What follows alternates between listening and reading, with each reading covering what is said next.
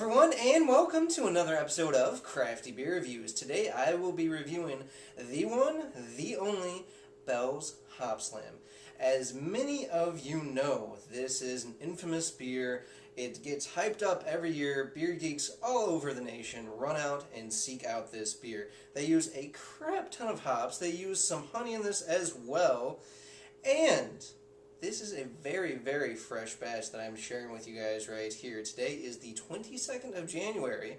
It just hit my local grocery store, and this was bottled on the 11th of January. That's right, so this bottle is only 11 days old. Talk about fresh. Awesome, awesome stuff. And what's really special about this beer review is Bell's Hopslam was the very first beer that I ever reviewed on this channel back in the day. As a matter of fact, it also received a perfect score. This was one of the very first huge, big, bitter double IPAs that just completely blew me away the first time I had it about 3 or 4 years ago. Awesome stuff. So I am really excited to share the latest batch with you guys. Let's go ahead and check out the aroma. Well, it's actually kind of mild for this style. You know, most of these are already jumping out of the glass aroma-wise, and yeah, it's very, very mild. There's definite grapefruit, there's some pininess, a little bit of kind of a mango type of note, slight bit of citrus, a little bit of slightly bready malt. But yeah, it definitely more grapefruit than anything else, but it's a very mild aroma. It's not huge, doesn't really hit you in the face the way that a lot of double IPAs do, but let's go ahead and check out the flavor.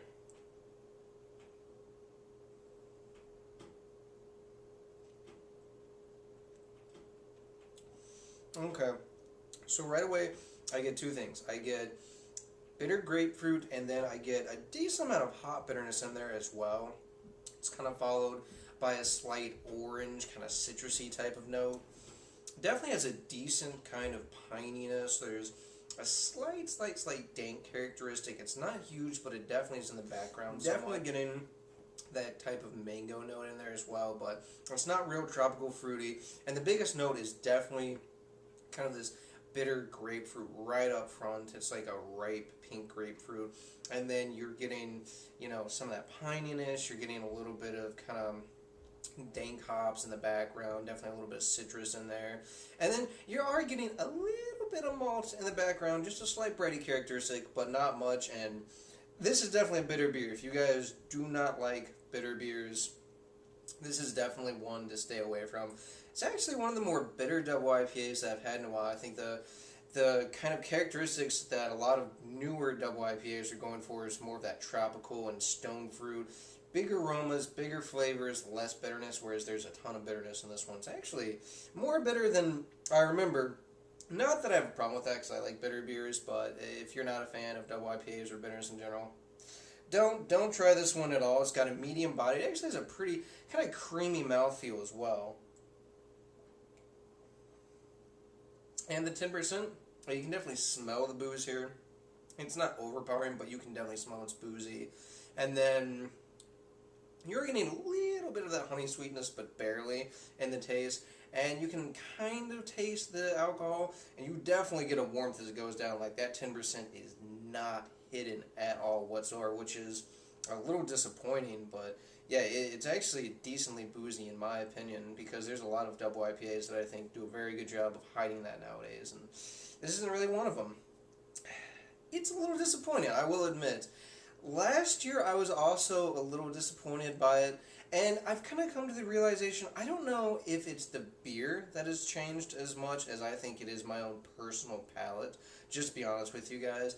I think that as I've tasted more beers, as I've had more double IPAs and IPAs in general, and as my palate has expanded over the years, I just think that I found other beers that I like a lot better. I mean, there's a lot of great local options for me. I mean, Columbus Bodie, Fatheads with their Hop Juju, and Headhunter, you know, that's a regular IPA. Hop and Frog with their Gangster Frog, again, another single IPA, and even Alchemy Hour from Great Lakes, I think are all tastier beers than this. I even like enjoy Buy Better from Stone. It's just like I said, I don't think it's a bad beer, and I don't think that they've done anything wrong with this beer. Because you'll hear a lot of people say, "Oh, I think this batch is good, this batch isn't," blah blah blah. I think it's a fairly consistent beer overall. I just think that, like I said, my palate's expanded, so it's not blowing me away.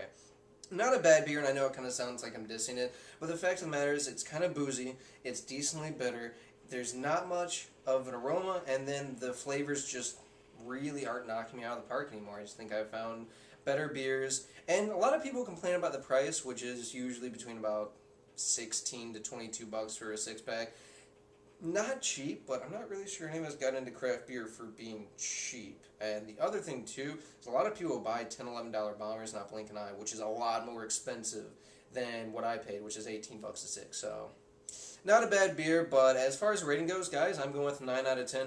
I still think it's a nice seasonal. It just doesn't really do the trick for me like it used to, but I cannot bash it for being a bad beer because my palate's changed. It's definitely not the case. So, it's worth checking out, especially if you haven't tried it, just because it has so much hype. But yeah, so for my musical recommendation, I want you guys to check out a thrash metal band called Exodus. I want you to check out their 1990 record, Impact is Imminent. It's just like the way the bitterness is really up in your face for this beer. They are very in your face, heavy, fast, badass thrash metal band. If you guys have not checked out their music, you need to do so. Alright guys, that does it for this beer review, and remember, I hope whatever you're doing involves good craft beer. See ya.